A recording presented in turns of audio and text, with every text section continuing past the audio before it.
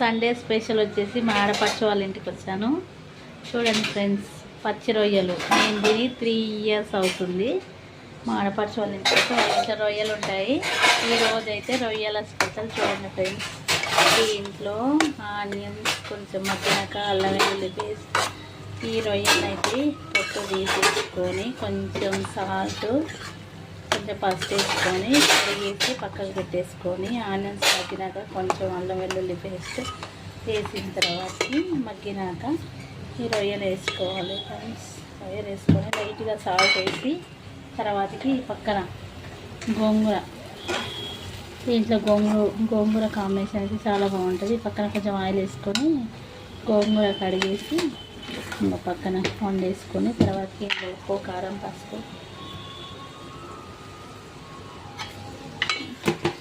కలుపుకొని కాసేపు మగ్గిన